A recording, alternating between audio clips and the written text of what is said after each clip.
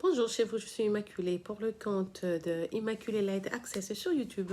C'est votre première fois de me découvrir, n'hésitez pas, faites-vous abonner sur ma chaîne YouTube Immaculée Light Access en le faisant cliquer sur la sonnette qui est à droite de l'écran pour les notifications. Que mon Dieu vous bénisse partout où vous êtes. Je n'ai pas mes AirPods, ça me dérange un peu. Ok, voilà, là je viens devant vous pour vous parler de la situation triste qui s'était passée exactement il y a 2 mois de la famille sénégalaise qui était brûlée à Colorado dans leur maison. L'histoire de notre frère sénégalais donc était qu'il était arrivé aux États-Unis pour réaliser le American Dream, comme on l'aime le dire. Il est allé donc à l'école, il a étudié, il a terminé, il est devenu ingénieur, a commencé à travailler pour une société de construction, s'est amassé de l'argent, a acheté une belle maison dans un quartier chic de Colorado. Et a fait venir donc sa petite soeur qui venait d'arriver du Sénégal avec sa fille. Lui-même, il a d'abord fait venir sa femme. Quand la femme est arrivée, si elle est tombée enceinte, ils avaient un bébé de 1 mois. Juste après, il a fait venir sa petite soeur qui est venue aussi avec sa fillette de moins de 2 ans. Et donc, tous les 5 en une nuit ont été tués par un groupe de 3 jeunes gens qui étaient donc venus assaillir leur résidence. On a mis du feu et quand les pompiers sont arrivés, on a éteint le feu. On a trouvé donc les 5 corps dans la cave donc de la maison. Une personne qui reste avec sa fille, sa femme et tout dans une grande maison comme ça ne serait pas avec le reste de la famille dans la cave. Donc on soupçonne que les assaillants qui étaient arrivés avaient commencé par les tuer. Ils ont d'abord amené tout le monde dans la cave. On les a exécutés et puis après ils ont mis donc du feu dans la maison et les voisins ont appelé les pompiers. Quand ils sont arrivés, c'était donc 5 corps qui étaient là et les 3 hommes s'étaient échappés. Mais la vidéo d'un voisin avait filmé les 3 jeunes gens et leur voiture. Ils ont couvert leur visage des masques, ils portaient des tricots zipper et puis cagoule, donc on ne savait pas dire. Mais la police avait dit qu'ils avaient quand même une image de qui il s'agissait parce que aux États-Unis, dans un quartier riche comme ça, pour qu'il se passe un truc pareil, ça doit être les enfants qui habitent ce même quartier. Maintenant, on se demande pourquoi on tuerait notre frère sénégalais. Est-ce parce qu'il est immigrant africain ou parce qu'il est musulman? Ou souvent d'ailleurs, c'est par jalousie. Vous savez, beaucoup des gens ici n'aiment pas aller à l'école. Ils croient qu'il faut aller seulement par le chemin court. C'est celui de vendre la drogue, d'être businessman et tout et tout. Tout le monde vend ce rêve américain. Tout le monde veut l'achever, mais ils n'ont pas la volonté d'y mettre vraiment la sueur, le temps d'étudier, de trouver un boulot et de travailler donc décemment. Donc peut-être par jalousie de voir quelqu'un qui vient d'Afrique réussir comme ça aux États-Unis, s'acheter cette belle maison et commencer à faire venir sa famille. Là, ça suscite la jalousie. C'est pour ça que j'ai toujours dit aux gens qui disent ah non, je n'aime pas habiter, j'aime pas habiter à Champaign et à Chicago, c'est trop des Congolais. J'aime pas Atlanta, c'est trop des Kassaïens. Ah, Washington, là, si vous allez, c'est plein des balouba. C'est en connaissance des causes. Parce que là où les autres sont, peut-être que c'est là qu'ils ont trouvé la paix. Parce que tu vas te dire, non, moi, ma vie, moi, je suis ingénieur, je vais habiter un quartier chic. Mais est-ce que tu connais tes voisins d'en face? Le monsieur qui habite à côté de toi, tu le connais, celui qui est en bas au-dessus. Tu crois que tout le monde est comment, gentil ou est content à cause de ton succès? Non, il y a des jaloux, des gens qui sont loose dans la vie, ceux qui n'ont pas encore réalisé ce que tu as. Spécialement, toi qui es immigrant, tu viens ici, tu es sénégalais, francophone, tu viens, tu apprends l'anglais, tu vas à l'école, tu finis les sciences ingénieurs et puis tu trouves le travail dans une société de construction. Les gens qui ont vécu ici savent que dans beaucoup de nos compagnies de construction ici, le travail se passe toujours du grand-père au petit-fils. C'est devenu presque une dynastie. Quand le papa meurt, il laisse le poste à son fils, le fils meurt, il laisse à l'autre fils, le fils meurt. Il se passe le travail comme ça. Parce que pour des travaux ordinaires, par exemple, là où on paye 15 $ l'heure, 10 $, 15 $ l'heure, quand tu es en construction, on commence par à peu près 45 $ l'heure. Donc les Blancs préfèrent garder ça pour eux-mêmes, que ça reste un petit cercle. Entre eux, il se passe ce travail. Toi, tu viens, tu es ingénieur, tu as étudié. Du coup, même quand tu commences ton travail, là, tu auras déjà plus de grades que ceux qui ont travaillé là même pendant 15 ans, 20 ans. Parce que toi, au moins, tu as cette licence. Toi, au moins, tu as ce papier. Alors, à cause de ta façon d'exécuter seulement, certaines personnes peuvent être jalouses de toi. Juste parce que tu es immigré. Juste parce que tu es africain. La religion, je peux même le dire. En fait, il y a beaucoup d'exemples que je peux vous donner à cause de la religion musulmane aux États-Unis. Il y a quelques années, moi, je suis arrivée aux États-Unis en 2002. Juste avant ça, il y a une jeune Sénégalais, toujours à l'époque, j'étais à New York. Il rentrait, comment je veux dire, de façon vulgaire, je dis comment, il rentrait de l'ambiance. Chemin faisant, les policiers l'interpellent. Et puis, il était là, et lui, il était, et puis on l'interpelle, ben, qu'est-ce qu'il y a? Il est là, on lui demande, il pose des questions, il dit non, ben, je rentre d'ici, et tout. Montre-nous tes papiers et tout. Quand il a pris sa main pour mettre dans la poche, on l'a exécuté. Plus de 10 balles sur son corps, il est mort. Et sa maman qui était à la maison reçut un coup de fil qu'elle venait de perdre son fils.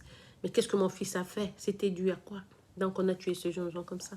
Et après, je crois que la maman a été, je sais pas, peut-être qu'on lui a donné quelque chose parce qu'ils étaient partis au tribunal, c'était un peu plus long et tout. Mais tu vois, un jeune Africain qui est là, quelqu'un qui veut enjoy seulement les États-Unis, être dans les rues de New York ou se trimballer, c'est juste ça, c'est une satisfaction pour nous qui venons des pays sous-développés. Et voilà, la police t'interpelle et on te tue pour n'avoir rien fait. Bon, ben, je ne dis pas, parce qu'on ne sait pas, on dit peut-être que la personne n'a rien fait, mais quelque part aussi, il faut voir, c'est Dieu qui dirige le monde. Pourquoi un truc pareil t'arriverait? Peut-être que c'est, je ne sais même pas dire quoi que ce soit. Cette famille-là, ça, si c'était un musulman, la famille qu'on vient de tuer à Colorado, là, la famille de 5 Sénégalais, là, c'est aussi des musulmans. Est-ce qu'il ne serait pas temps pour dire que il faut qu'on commence à vivre là où il y a notre communauté. Peut-être ce serait peut-être mieux, je ne sais pas, parce que il y a ce vent-là qui est de fois aux États-Unis. C'est momentané. Des fois, c'est comme si un mauvais fruit, tout le monde a piqué dessus et tout. On va commencer à en parler. Mais non, avec les élections qui s'approchent, ça fait peur. Vous avez vu comment le truc de George Floyd et Breonna Taylor et beaucoup excusez-moi, beaucoup d'autres cas de Vanessa, la fille qui a été tuée étant dans le camp militaire. C'est des choses qui font très, très peur. Et moi, je vous ai toujours dit, quand l'hiver commence à approcher, il faut toujours fermer vos portes, quel que soit le cas. Il ne faut pas oublier parce que tu ne sais pas qui est ce voisin-là, qui ne t'aime pas, qui ne t'a jamais apprécié, qui est jaloux de toi, de la marque de voiture que tu conduis, de ta vie et tout, qui pourrait venir à la maison et te faire mal. On doit faire très attention. C'est une histoire triste parce que nous, les Africains, entre nous, on sait que beaucoup d'Africains qui se déplacent pour venir ici, c'est juste pour chercher une aisance vitale, c'est tout. On n'est pas là pour être dans la magouille, pour tuer, pour chercher du mal à qui que ce soit. Mais voilà, bon, ben, ça, c'est nous qui sommes comme ça, mais les autres ne sont pas comme nous. J'ai un ami qui était à Atlanta, à cause de son nom seulement, il avait un nom qui sonnait musulman et partout il allait à l'école, on ne voulait pas l'accepter. Il voulait faire l'école pilote. On l'a jamais accepté partout jusqu'à après un blanc l'avait appelé pour lui dire au fait tu sais pas ton nom et imaginez tu as juste 21 ans on te dit que non ton nom est sur Interpol parce que tu es musulman on va t'accepter dans aucune école de pilote aux États-Unis. Et comme référence, c'était des trucs de Ben Laden sur Naine. Les Américains ne sont pas bêtes non plus. Ils vont plus jamais mettre un étranger dans des trucs pareils. Donc, avec sa passion et tout, voilà, c'est perdu. Maintenant, il travaille dans les warehouses. Et puis après, maintenant, il travaille dans une société d'aviation. Donc, c'est des choses qu'on est censé faire face aux États-Unis. Parce que quand tu es étranger, quand tu es noir, juste à cause de ton nom, là, Mohamed, blablabla, comment ça s'appelle, là, ça peut te créer autant de problèmes, autant de portes te seront fermées. Cet ami-là, pour qu'il commence à travailler, comme son papa était catholique, sa maman est musulmane. Donc, du coup, à partir d'ici, il a changé son nom. Et il a donc repris Ismaël, qui était son nom d'enfance. Et à partir de là, donc, il a commencé à trouver d'autres boulots. Mais sinon, pour l'école militaire, là, non. Ouf, c'était out. Il ne peut plus. Donc, c'est des choses qui font vraiment... prends le temps quand le vote arrive. Il faut te dire que non, voilà, j'ai des avantages ici, j'ai des avantages par là. Qu'est-ce qui serait bénéfique pour moi? Est-ce que je dois aller pour quelle partie et tout et tout? Parce que vraiment travailler, devenir ingénieur pendant que tu es en train de dormir, voir un groupe de jeunes gens qui viennent, qui t'exécutent, toi et ta famille, ça laisse vraiment une amertume dans notre bouche. On ne sait pas finalement si on est venu se mettre vraiment devant comment la gueule du loup et tout et tout. Ça fait la gueule du loup, je veux dire, ça fait très très peur. Et moi-même dire que ce que j'avais connu d'atroce ici, j'étais au volant, je sortais de la maternité 4 jours après, c'était l'anniversaire de ma copine, elle a tenu à ce que j'y aille, donc on est parti avec mon ex, donc le papa de mes enfants et moi, on est arrivé là et à notre chemin retour, c'était 16 voitures de police et puis après 8, donc c'était 24 voitures de police, tous avaient les armes sur nous, c'était Atlanta, on ne savait pas pourquoi, mon ex qui essayait de faire des manœuvres pour freiner, je lui ai dit freine, si tu bouges un peu, on va nous abattre ici, toi tu regardes pas la télé, ça se passe aux États-Unis. Il dit, mais c'est pas automatique, c'est manuel. J'ai dit, ici, il n'y a pas de manuel ou automatique. Freine, moi, j'ai mes enfants. Donc, et les policiers sont arrivés, il a baissé la vitre, on dit, tu donnes. Donc, quand vous voyez dans le film, on met comme ça, c'est pas des torches, c'est vraiment des armes, mais ça, une ampoule au-dessus. Là, comme j'étais dans la voiture, j'ai regardé, j'ai dit, oh mon Dieu. Donc, 24 voitures de police avec deux. Il y avait toute une troupe là devant pour nous. Et on n'a rien fait. Alors, on se demandait, qu'est-ce qui se passe? Oh non, vous devez sortir et tout et tout. J'ai dit avec mes enfants, pendant de mes enfants, qu'est-ce qu'il y a, mon Dieu, qu'est-ce qu'il y a?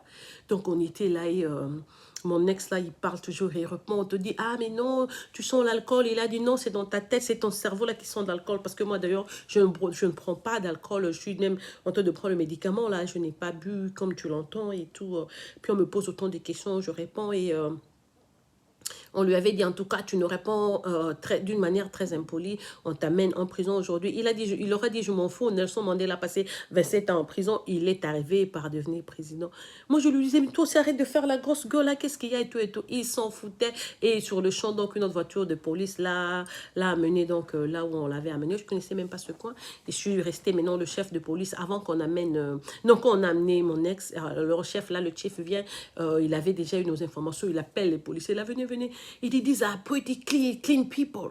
They got nothing. Il a dit, ces gens, ce sont des gens vraiment propres. Ils n'ont rien dans leur dossier. Ils n'ont jamais fait quoi que ce soit de mal. En tout cas, je suis sûre que vous êtes trompé de cible. D'ailleurs, le monsieur, vous venez d'arriver. C'est un grand professeur dans notre grande université ici. Vous devez partir et tout. Il n'y a rien. C'est des gens qui sont... Mais en ce moment-là, on avait déjà amené mon mari. Là, on devait mettre donc en prison pour avoir répondu de cette façon. Parce qu'il a dit que Mandela a passé 27 ans en prison. Il a dit au policier, non, l'alcool, c'est dans ton cerveau. Parce que moi, je prends pas l'alcool. Donc, ces policiers se sont fâchés. On l'avait déjà amené. Et on me demandait de retourner la voiture chez moi. Ça s'est passé à Marietta. Mais moi, j'habitais à Liquette. J'ai dit, non, non, non, je sors de la maternité et tout. Je ne peux pas, je peux pas. Et puis, je leur ai dit non. J'ai fait la comme je dis, je sais même pas conduire une voiture manuelle. Moi, je conduis automatique. Ça, c'est manuel. Donc, je ne sais pas. Pendant une heure, ils ont passé des coups de fil à chercher des policiers qui peuvent conduire une voiture manuelle. Personne ne sont habitués aux automatiques. Donc, finalement, une voiture de police n'avait pas de choix que me ramener à une heure de là. Donc, chez moi, à Liquette, j'habitais juste à côté de Avondale Station. Donc, la voiture de policier m'a ramené à la maison. Mes enfants pleuraient. Maman, mais papa, qu'est-ce qu'on fait? Moi-même aussi, j'ai pleuré. J'étais triste. Et le jour après, j'ai appelé. Donc, non, la même nuit, là, je suis arrivée à la maison, j'ai chargé le cellulaire. J'ai appelé le mari de ma copine, là, celui qui fêtait son anniversaire. Il était désolé, immaculé. Pourquoi? J'ai dit, on n'avait même pas le droit de vous appeler. On avait même confisqué nos cellulaires. C'était impossible. On a fouillé toute la voiture, mes sacs à main, toutes les cartes de crédit, et tout ce qu'il y avait. Tout papier qui était dans la voiture, ils ont ouvert pour lire. Il n'y avait rien. Il n'y avait vraiment rien, donc ils n'ont rien trouvé. Le jour après, on est allé, on a payé à peu près 460 $ pour qu'on leur fasse sortir le papa de mes enfants de cette prison-là 24 heures après. Et on est revenu à la maison. J'ai dit en tout cas, welcome to Atlanta. Il y a des cités où j'aimerais vraiment pas vivre et tout et tout. Bon, ben, voilà. Donc quand je vois une famille sénégalaise être tuée comme ça, je me dis ça pourrait être moi demain, ça pourrait être moi hier. Donc ça fait un peu peur, ça fait peur. C'est pour ça que je dis aux Africains, il faut tout faire, même nos dirigeants là qui n'aiment pas écouter, arranger un peu la vie des Africains, arranger notre vie là où nous sommes, parce que chacun peut créer son paradis dans son pays. L'idée de venir ici est bonne, mais si tu trouves qu'il y a autre chose à faire de mieux, en tout cas, nul n'est prophète chez soi, on dit, mais home, sweet home, c'est toujours là où tu es. Ta terre, c'est ta terre. Là où Dieu t'a créé, c'est là qu'il faut fournir des efforts et créer ce que l'on peut pour que l'on puisse pas. Vous avez vu Ekon qui était ici, il a fait de l'argent, mais il est allé rentrer pour investir au Sénégal. C'est quelqu'un aussi qui a une bonne vie ici, assez aisée, mais il a préféré aller faire ça chez lui.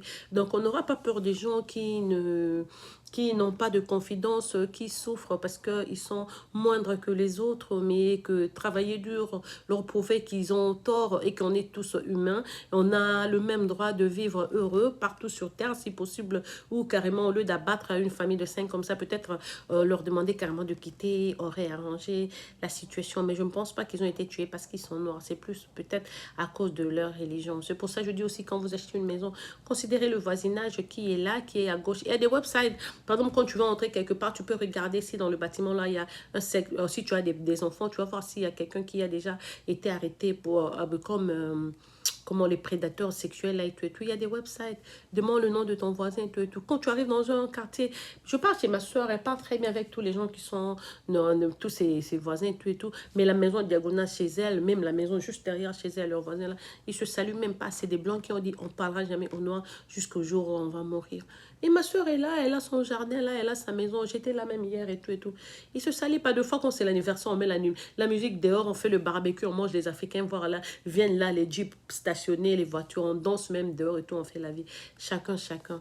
Mais ça fait quand même peur quelque part. Ok, une vidéo, l'histoire. J'espère que, parce que rien ne se cache sur terre, donc Dieu contrôle son monde. Si tu tues quelqu'un comme ça qui était en train de dormir paisiblement chez lui, tu n'as pas d'issue, tu n'auras pas où te cacher. Le jour que ça sera à l'heure et là, on fera par arrêter ces 3 jeunes gens. Je suis sûre même que la police sait exactement de qui il s'agit. Et alors, peut-être qu'ils attendent quoi que ce soit pour dire ça à la famille, pour donner l'information. Voilà, c'est un peu ce que je voulais partager avec vous aujourd'hui. Que mon Dieu vous bénisse partout où vous êtes et à chacun son destin, à chacun son destin. Personne ne peut changer le destin de l'homme. Seul Dieu sait tout, ok? Voilà, donc passez une excellente fin de soirée chez vous. C'était Immaculée pour le compte de Immaculate Access. Bisous chez vous et c'est votre soeur qui vous aime, vous chuchote et vous apprivoise à outrance. À la revoir.